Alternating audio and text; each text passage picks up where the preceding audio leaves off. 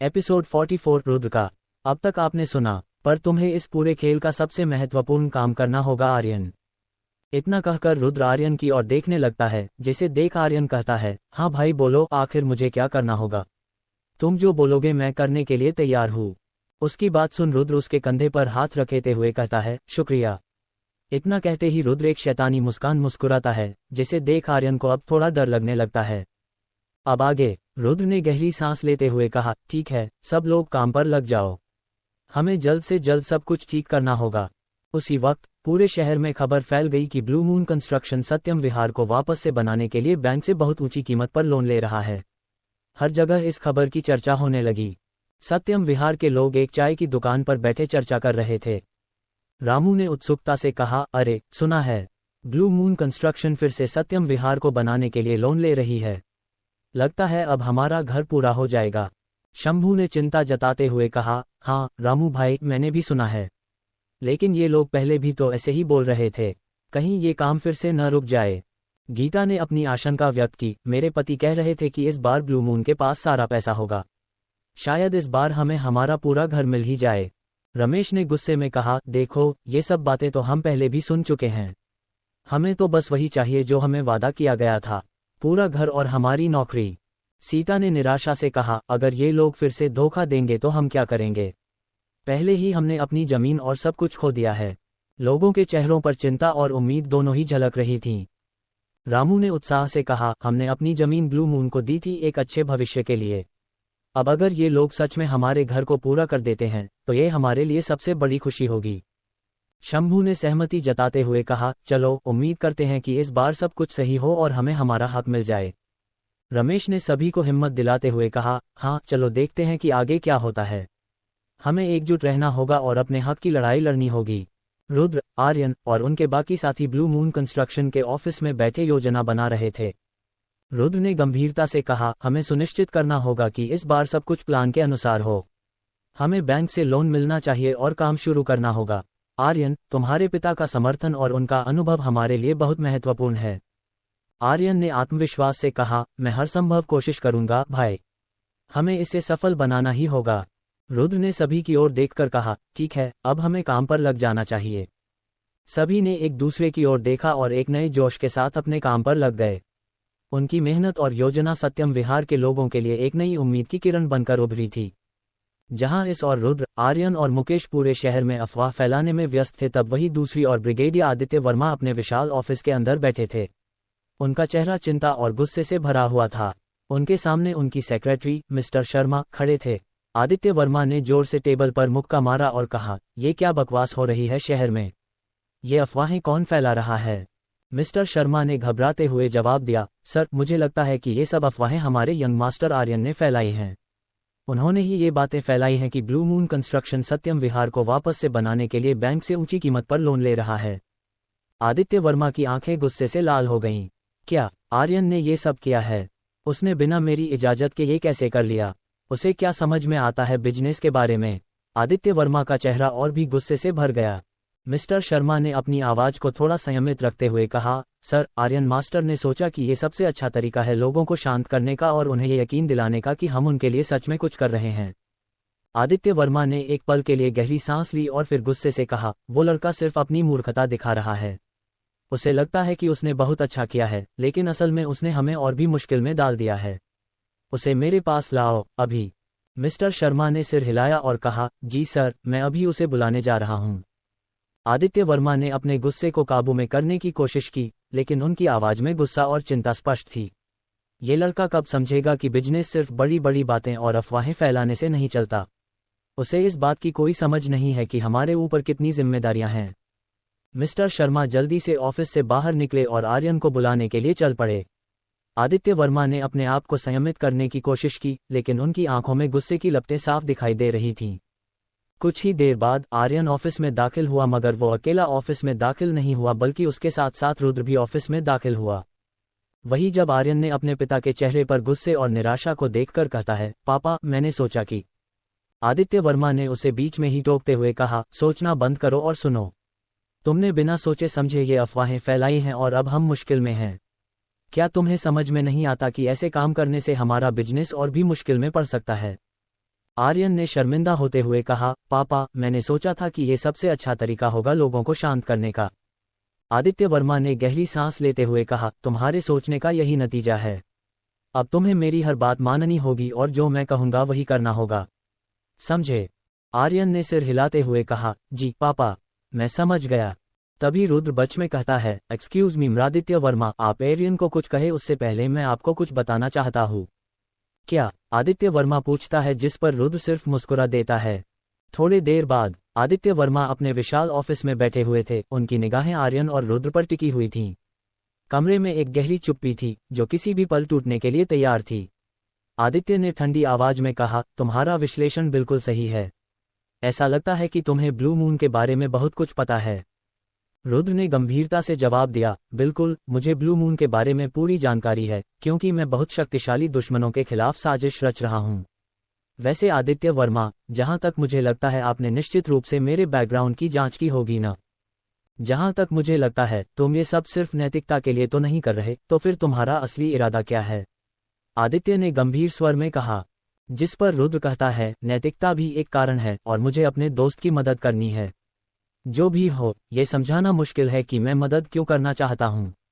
सच कहूं तो मुझे नहीं लगता कि मैं आपको पूरी तरह से मना सकता हूं।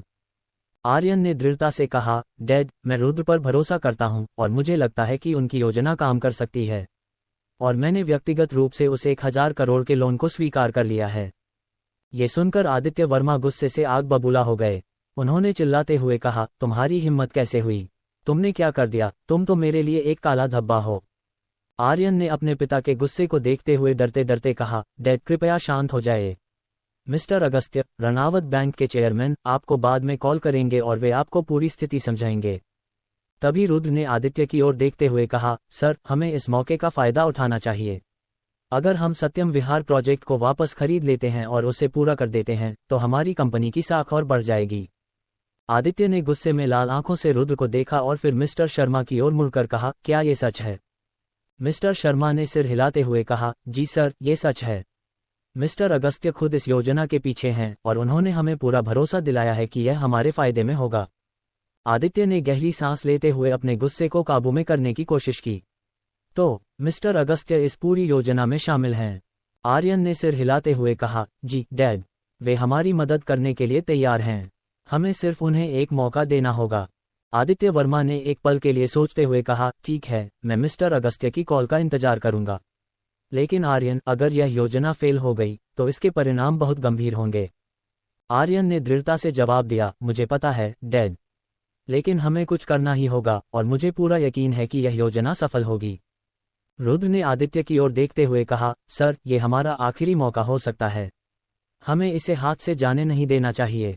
आदित्य ने एक आखिरी बार अपने बेटे और रुद्र की ओर देखा और फिर धीरे धीरे सिर हिलाते हुए कहा, ठीक है, लेकिन अगर कुछ भी गलत हुआ तो तुम्हें इसकी जिम्मेदारी लेनी होगी। कमरे में एक बार फिर चुप्पी छा गई, लेकिन इस बार यह चुप्पी उम्मीद और चिंता से भरी हुई थी। आदित्य वर्मा ने अपने बेटे की आंखों में देखा और सोचा कि शायद, सिर्फ शायद, आर्यन और रुद्र सही हों। क्या रानावत बैंक के चेयरमैन ब्रिगेडियर आदित्य को वहीं करेंगे? एपिसोड 45 सत्यम विहार को फिर से शुरू किया जाएगा। अब तक आपने सुना, रुद्र ने आदित्य की ओर देखते हुए कहा, सर, ये हमारा आखिरी मौका हो सकता है। हमें इसे हाथ से जाने नहीं देना चाहिए। आदित्य ने एक आखिरी बार अपने बेटे और रुद्र की ओर देखा और फिर धीरे धीरे सिर हिलाते हुए कहा, ठीक है, लेकिन अगर कुछ भी गलत हुआ तो तुम्हें इसकी जिम्मेदारी लेनी होगी।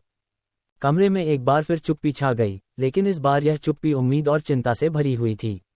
आदित्य वर्मा ने अपने बेटे की आंखों में देखा और सोचा कि शायद, सिर्फ शायद, आर्यन और रुद्र सही हों। अब आगे। तभी अचानक से आदित्य वर्मा के ऑफिस का फोन बज उठता है। आदित्य ने फोन उठाया और थोड़ी देर बात करने के बाद फोन रख दिया। फोन रखने के बाद आदित्य वर्मा ने एक गहरी सांस ली और फिर अपने सामने खड़े रुद्र और आर्यन की ओर देखा। आदित्य ने थोड़े शांत होते हुए कहा, मेरे पास अभी रानावत बैंक के चेयरमैन का फोन आया था। उन्होंने कहा कि वो हमें 1000 करोड़ का लोन बिना किसी ब्याज पर देने के लिए तैयार हैं। ये सुनते ही रुद्र और आर्यन के चेहरे पर खुशी की लहर दौड़ गई। दोनों ने एक दूसरे की तरफ देखा और उनकी आंखों में उम्मीद की चमक साफ दिख रही थी। आदित्य ने एक क्षण रुककर कहा, आर्यन, मैं सत्यम विहार के पूरे प्रोजेक्ट को संभालने की जिम्मेदारी तुम्हें देना चाहता हूं। आर्यन ने तुरंत जवाब दिया, डैड, मैं नहीं जानता कि मैं ये जिम्मेदारी ले सकता हूं या नहीं। मैं अभी इसके लिए तैयार नहीं हूँ। आदित्य ने धीरे से आर्यन के कंधे पर हाथ रखा और समझाते हुए कहा, बेटा आज नहीं तो कल तुम्हें पूरी कंपनी की जिम्मेदारी लेनी ही होगी। अगर तुम अभी नहीं सीखोगे तो कब सीखोगे? ये तुम्हारे लिए एक अच्छा मौका है। तुम्हें खुद पर विश्वास करना होगा। आर्यन ने अपने पिता की आंखों में देखा, जिसमें प्यार और चिंता की मिश्रित भावनाएं स्पष्ट दिख रही थीं। वह जानता था कि उसके पिता उसके भविष्य की परवाह करते हैं और चाहते हैं कि वह सफल हो।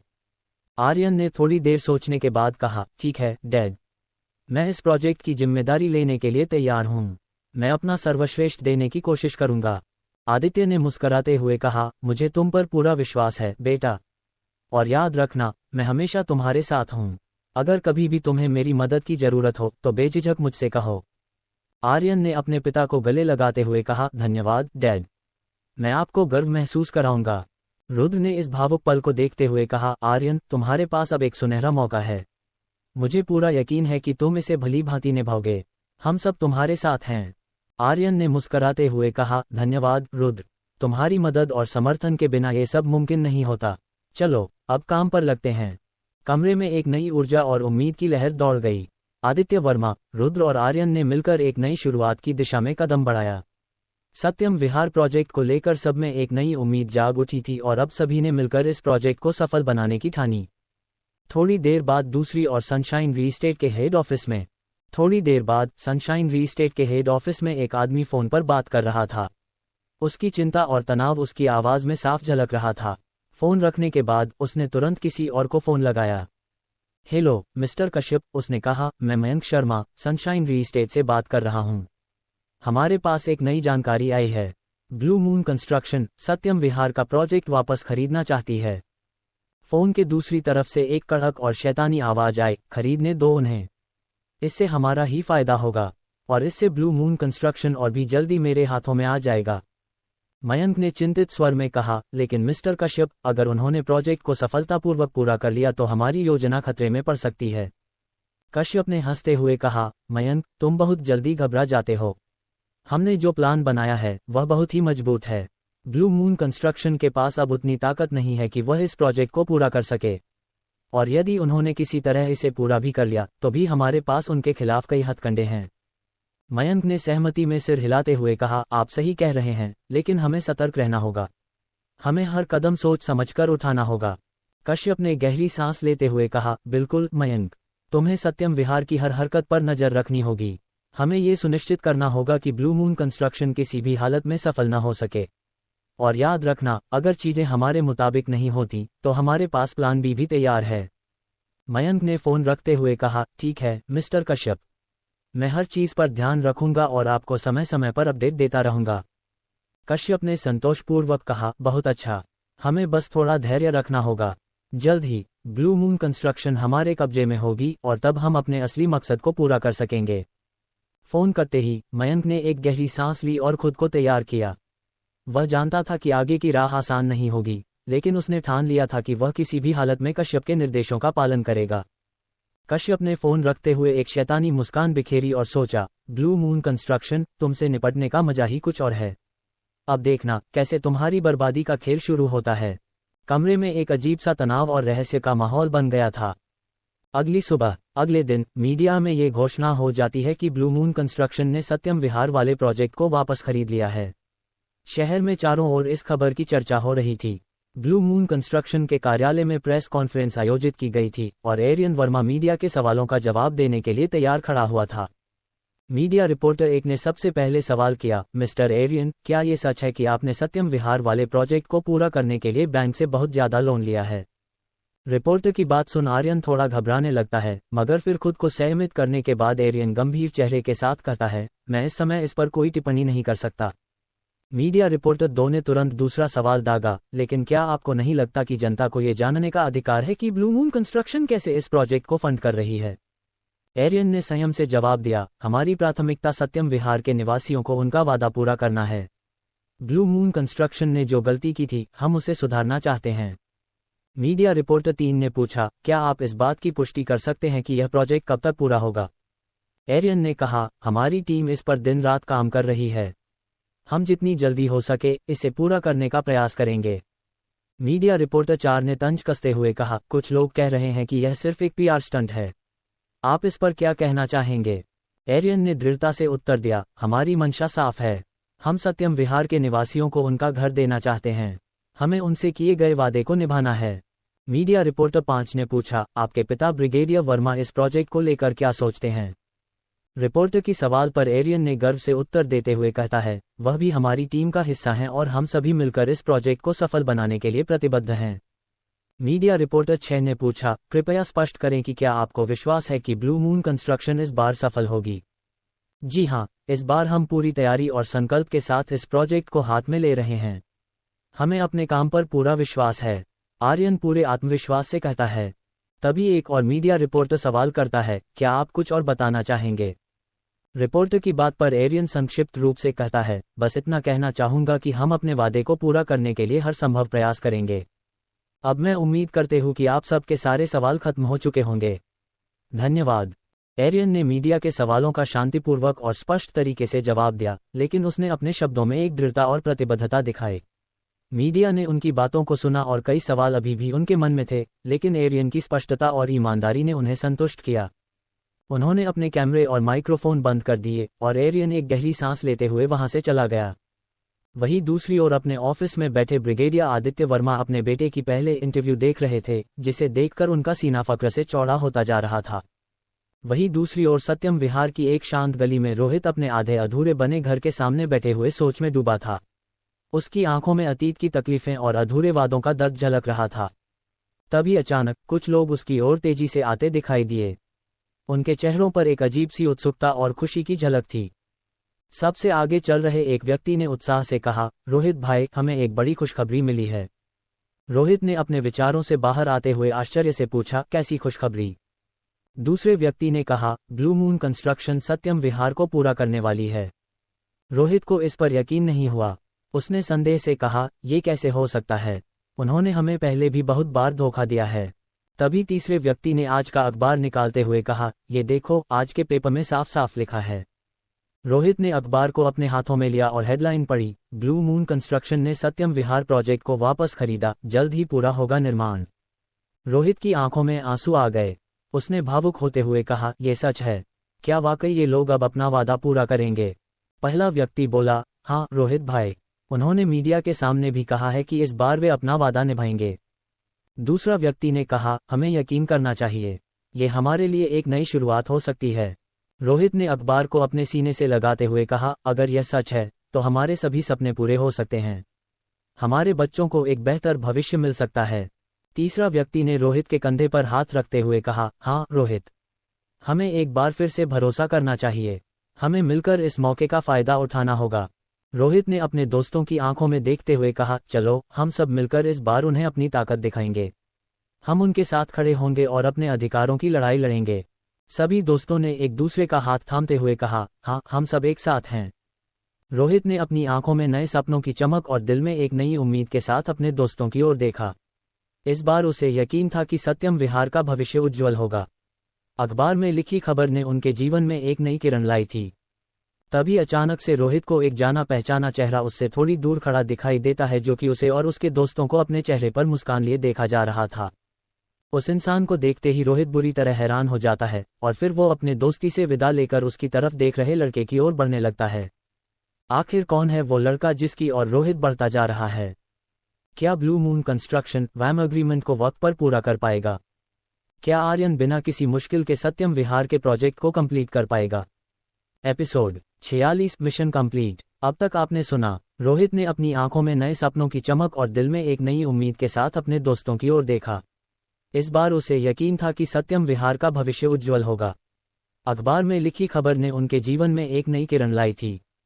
तभी अचानक से रोहित को एक जाना पहचाना चेहरा उससे थोड़ी दूर खड़ा दिखाई देता है, जो कि उसे और उसके दोस्तों को अपने चेहरे पर मुस्कान लिए देखा जा रहा था। उस इंसान को देखते ही रोहित बुरी तरह हैरान हो जाता है और फिर वो अपने दोस्ती से विदा लेकर उसकी तरफ देख रहे लड़के की ओर बढ़ने लगता है। अब आगे, इस लड़के के पास पहुंचते ही रोहित ने एक गहरी सांस ली और फिर उससे पूछा, क्या ये सब तुमने किया है रुद्र? जी हाँ, वहां मौजूद लड़का कोई और नहीं बल्कि खुद रुद्र था। रुद्र ने अपनी मुस्कान बनाए रखते हुए जवाब दिया, उस बात से कोई फर्क नहीं पड़ता, मैं बस यह उम्मीद करता हूं कि सत्यम विहार के वासियों को उनका घर मिल जाए। रुद्र की बात सुनते ही रोहित की आंखों में आंसू आ गए। उसने अपने हाथ जोड़ते हुए रुद्र से कहा, तुमने जो किया है उसके लिए मैं तुम्हारा बहुत आभारी हूँ। तुमने हमें नया जीवन दिया है। रोहित की ऐसी हरकत पर रुद्र ने रोहित के हाथों को अपने हाथों में थामते हुए कहा, रोहित, यह मेरी जिम्मेदारी थी। मैंने बस अपना फर्ज निभाया है। रुद्र ने आगे कहा, मैं उम्मीद करता हूं कि अब तुम्हारे और तुम्हारे परिवार के जीवन में खुशियों की बहार आएगी। ये प्रोजेक्ट अब जरूर पूरा होगा और सभी को उनका अधिकार मिलेगा। रोहित ने भावुक होते हुए कहा, तुम्हारे इस कदम ने हमारी जिंदगी बदल दी है रुद्र। अब हमें उम्मीद है कि इस जगह के बच्चे एक बेहतर भविष्य देख पाएंगे। कम से कम उन्हें बारिश वाले घर में तो सोना नहीं पड़ेगा। रुद्र की ऐसी बात सुन रोहित के कंधे पर हाथ रखते हुए कहा, अब समय है आगे बढ़ने का और अपनी जिंदगी को बेहतर बनाने का। हम सब मिलकर इस नए सफर की शुरुआत करेंगे। रोहित ने एक बार फिर रुद्र का धन्यवाद किया और उसकी ओर कृतज्ञता से देखा। रुद्र की मदद से सत्यम विहार के निवासियों के जीवन में एक नई उम्मीद और एक नई दिशा मिल गई थी। तभी अचानक रुद्र की मन में एक आवाज सुनाई देती है, पापा, आपने अपना मिशन पूरा कर लिया है, इसीलिए इनाम स्वरूप आपको 50 पॉइंट्स दिए जा रहे हैं। अन्वी की यह बात सुनते ही रुद्र का चेहरा खुशी से खिल उठता है और फिर रुद्र अपने गाड़ी में बैठते हुए कहता है, स्टेट्स। नाम रुद्र, उम्र 18, स्ट्रेंथ 40, विटलिटी 40, एजिलिटी 45, बौद्धिक intellectual 30, luck 25, charm 30, HP 100, MP 100, RP 91। Skill Divya पददर्शन, इस्तेमाल करने के लिए 1000 कर्म पॉइंट्स की जरूरत। Rage mode time 5 minute. Business negotiation, flash steps middle. Level 2 novice martial artist. Skills section. अपने स्टेट्स में सुने रिजर्व पॉइंट्स को देखते ही रुद्र खुशी से झूम उठता है और फिर वो अपने रिजर्व पॉइंट्स को बांटना शुरू कर देता है। 20 स्ट्रेंथ में, 20 वाइटैलिटी में, 15 एजिलिटी में, 15 INTELLECTUA में और आखिर 15 चार्म में। अब रुद्र का स्टेट्स कुछ इस तरह का हो गया था। नाम रुद्र, उम्र 18, स्ट्रेंथ 60, विटलिटी 60, एजिलिटी 60, बौद्धिक intellectual 45, luck 25, charm 40, HP 100, MP 100, RP 16। Skill Divya पददर्शन, इस्तेमाल करने के लिए 1000 कर्म पॉइंट्स की जरूरत। Rage mode time 5 minute. Business negotiation, flash steps middle. Level 3 novice martial artist.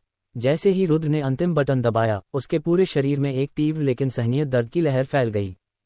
Rudra अपनी कार में बैठा था और दर्द ने अचानक उसे जकड़ लिया। उसने स्टीयरिंग व्हील को कसकर पकड़ लिया, उसकी उंगलियां सफेद हो गईं। उसकी सांसें तेज हो गईं और उसे लगा जैसे उसके शरीर के हर हिस्से में सुई चुभ रही हो। दर्द सहनीय था लेकिन तीव्र था।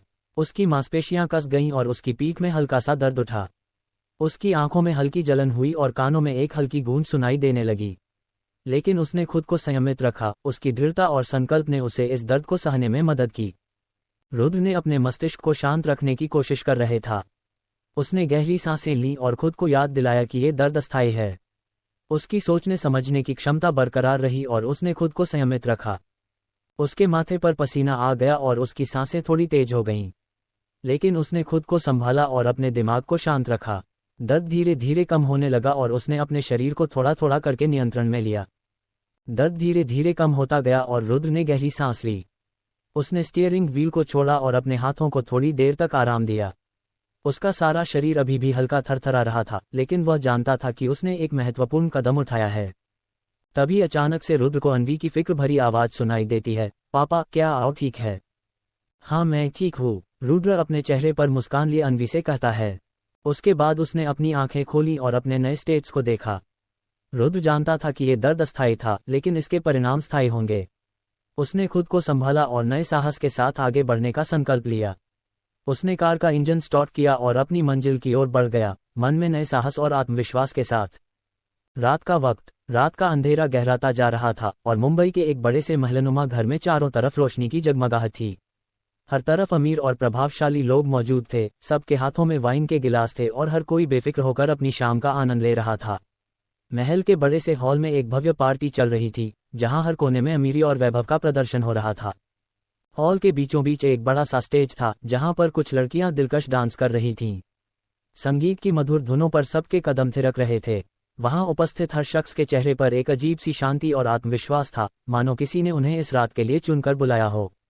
लोग एक दूसरे से बातें कर रहे थे, हंस रहे थे और अपनी अपनी वाइन का आनंद ले रहे थे। तभी भीड़ के बीच से एक मध्यम उम्र का आदमी उठकर खड़ा हुआ। उसने एक हाथ में वाइन का गिलास पकड़ रखा था और दूसरे हाथ से लोगों का ध्यान आकर्षित करने के लिए इशारा किया। उसकी आंखों में एक शैतानी चमक और चेहरे पर आत्मविश्वास का एक अजीब सा भाव था। दोस्तों, आज की यह रात खास है, उसने जोर से कहा। उसकी आवाज में एक अजीब सी शक्ति थी जो सबको सुनाई दी। ये जाम उठाओ और इसे ब्लू मून कंस्ट्रक्शन के बेवकूफ़ी के नाम करो। उसकी बात सुनते ही सबकी हंसी गूंज उठी। लोगों ने अपने गिलास हवा में उठाए और जोर जोर से चीयर्स किया। वहां मौजूद हर शख्स के चेहरे पर एक अजीब सी मुस्कान थी, मानो वे किसी बड़ी जीत का जश्न मना रहे हों। उन्होंने सोचा था कि वे हमें मात दे सकते हैं, आदमी ने आगे कहा, लेकिन वे नहीं जानते थे कि वे किससे पंगा ले रहे हैं। भले ही उनके पास पैसा है, लेकिन उनके पास एक चीज की कमी है और वो है बुद्धि की। आज हम सब यहाँ इस बात का जश्न मना रहे हैं कि किस तरह हमने उनके सारे प्लान को नाकाम कर दिया। भीड़ में से एक और व्यक्ति बोला, उस ब्रिगेडियर ने सत्यम विहार को फिर से बनाने का सोचा, पर वो भी किस मूल पर, बैंक से लोन लेकर, और वो भी भारी ब्याज दर पे। भला आज के जमाने में भी ऐसी मूर्खता भी कोई करता है भला? उस आदमी की बात सुन सबने जोर जोर से हंसते हुए अपने गिलास हवा में लहराए। वाइन की खुशबू और लोगों की हंसी हॉल में गूंज रही थी।